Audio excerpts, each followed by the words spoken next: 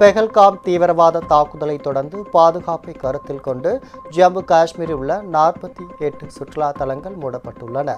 ஜம்மு காஷ்மீரின் பெஹல்காம் பகுதியில் கடந்த 22ஆம் தேதி பாகிஸ்தான் ஆதரவு தீவிரவாதிகள் நடத்திய துப்பாக்கிச்சூடு தாக்குதலில் சுற்றுலா பயணிகள் உள்பட 26 பேர் உயிரிழந்தனர். இதனைத் தொடர்ந்து காஷ்மீர் முழுவதும் பாதுகாப்பு படையினர் கண்காணிப்பை தீவிரப்படுத்தி தீவிரவாதிகளை தேடும் பணியில் ஈடுபட்டுள்ளனர்.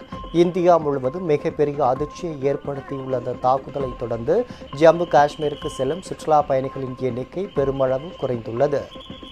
இதற்கிடையே ஜம்மு காஷ்மீரில் தீவிரவாதிகள் மீண்டும் தாக்குதல் நடத்தக்கூடும் என்று உளவுத்துறை எச்சரிக்கை விடுத்திருப்பதாலும் பொதுமக்களின் பாதுகாப்பை கருத்தில் கொண்டும் அங்குள்ள 48 சுற்றுலா தலங்களை மூடி யூனியன் பிரதேச அரசு நடவடிக்கை மேற்கொண்டுள்ளது.